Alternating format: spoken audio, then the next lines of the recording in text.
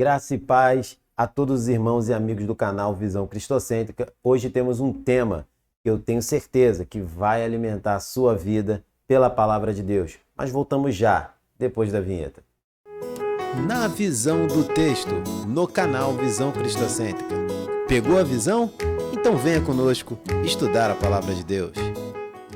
Sejam todos bem-vindos. Estamos iniciando o quadro Na Visão do Texto, esse quadro que é uma bênção para todos nós que buscamos ouvir a palavra de Deus.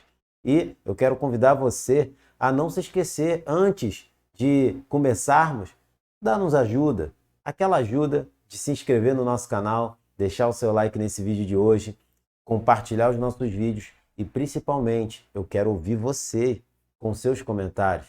Então, deixe seu comentário, é muito importante para nós ouvirmos vocês em tudo que vocês podem compartilhar sobre o texto que vamos conversar hoje, no nosso primeiro episódio aqui em Salmos 75.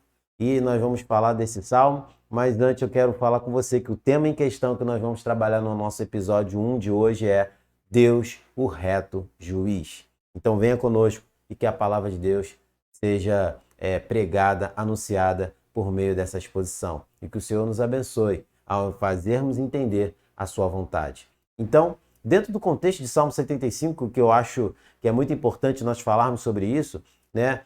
Muitos estudiosos dizem que esse salmo foi escrito quando Israel estava na iminência de ser atacado pelos inimigos incrédulos.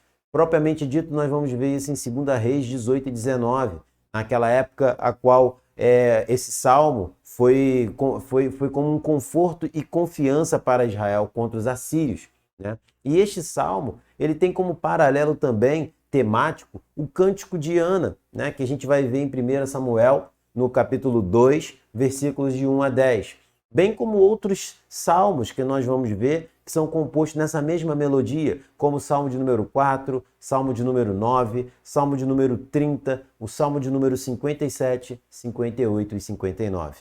Então, também a gente tem outras vertentes que muitos estudiosos acreditam que esse hino de louvor é um hino de agradecimento a Deus pelas maravilhas em favor de Israel, né? E eles celebram o fato de que Deus, Ele, o Senhor Todo-Poderoso, é o juiz de toda a terra e, ao seu devido tempo, vai derrubar os ímpios e exaltar os fiéis.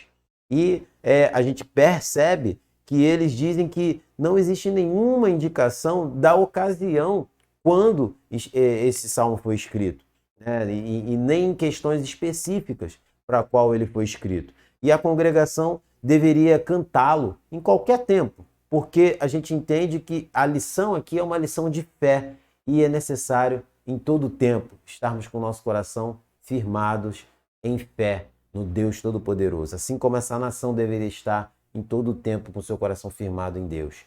E agora, eu quero convidar você para a gente desenvolver um pouco mais dentro do nosso tema, depois desse contexto, o tema Deus, o reto juiz.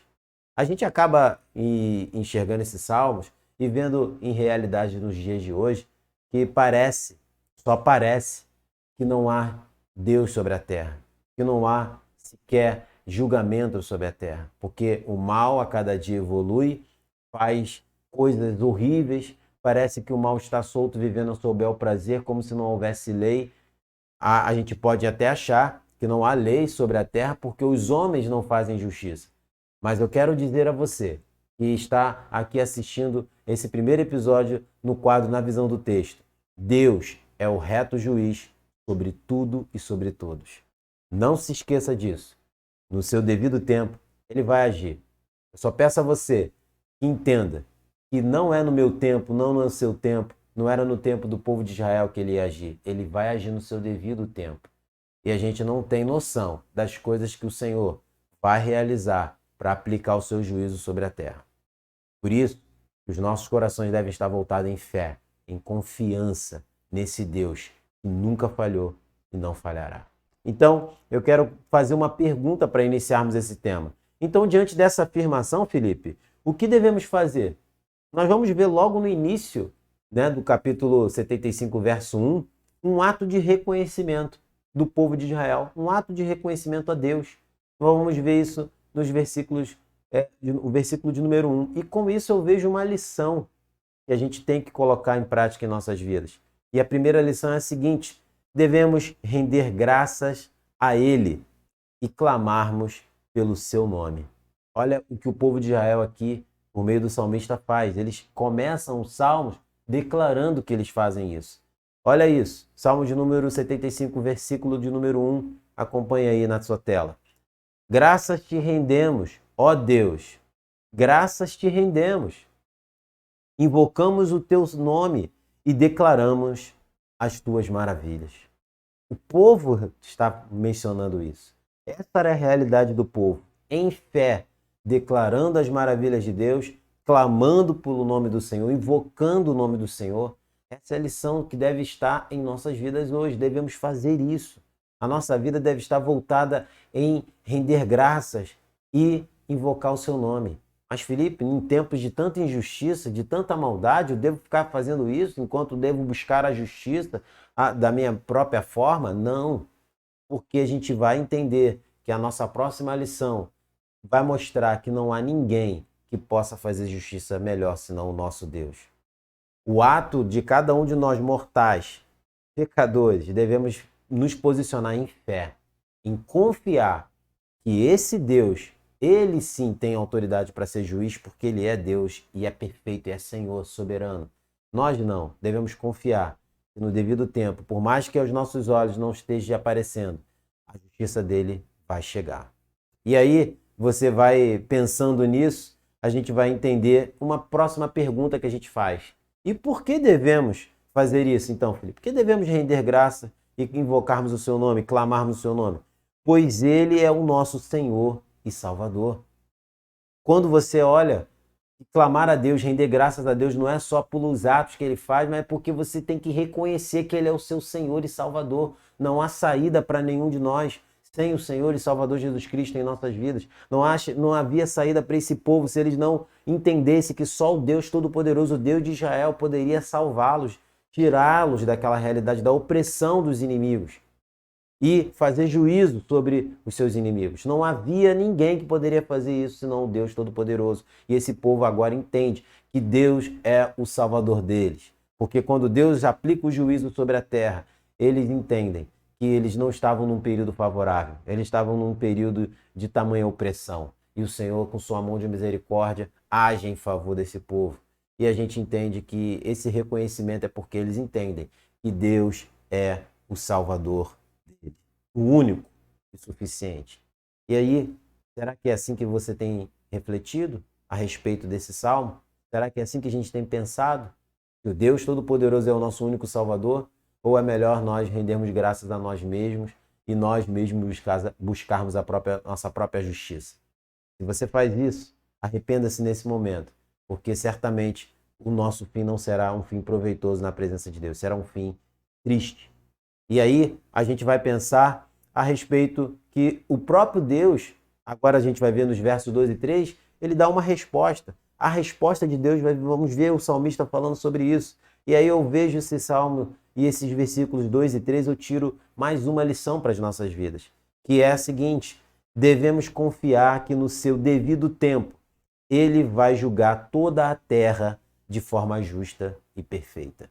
Se você é servo, entende que a sua vida está na mão dele, confie que o juízo de Deus virá e quando chegar, ele fará todas as coisas estarem de forma perfeita e reta, porque ele tem a melhor visão, ele tem o melhor julgamento, porque ele é Senhor perfeito e Deus. Então olha o texto, acompanhe comigo o Salmo 75, 2 e 3, olha o que diz.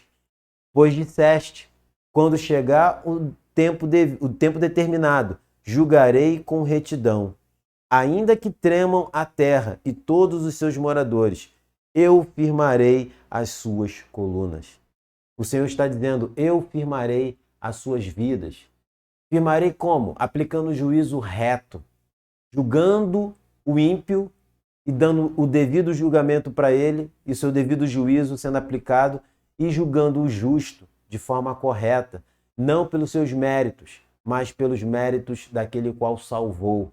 Mas o Senhor entende que quando ele julga o reto de coração, é porque ele está firme na confiança no próprio Deus, que julga todas as coisas. E por isso o justo recebe as suas bênçãos diante de Deus. Não bênçãos materiais, não coisas dessa terra, mas a bênção de viver de forma abençoada na presença do Senhor para todo sempre. E aí a gente precisa entender como que você tem visto esse tempo. Esse tempo tem sido pré-determinado por você, porque você vai agir e fazer com que o juízo seja no seu tempo, ou você tem esperado no Senhor, que no devido tempo Ele vai agir conforme a sua vontade soberana. Vamos ficar aqui nesse nosso primeiro episódio refletindo sobre essas duas lições que aprendemos aqui no texto de Salmo 75, dos versos de 1 a 3, e eu te espero no próximo episódio aqui da nossa série no quadro Na Visão do Texto. E é a pergunta que eu faço para você: você gostou desse vídeo? Se você gostou, deixe seu like, compartilhe esse vídeo, se inscreva no nosso canal se você ainda não é inscrito e também deixe os seus comentários, porque eu quero ouvir você nesse nosso primeiro episódio. O que você achou? Qual é a sua visão desse texto? Vamos conversar sobre isso e juntos crescermos na graça e no conhecimento. E aí também eu peço a você para que não se esqueça aí de seguir as nossas redes sociais, Facebook e também o nosso Instagram. E é a pergunta que eu não posso deixar de fazer para vocês. Pegou a visão?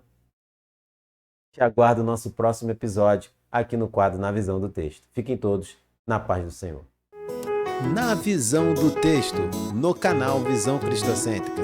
Pegou a visão? Então venha conosco estudar a Palavra de Deus.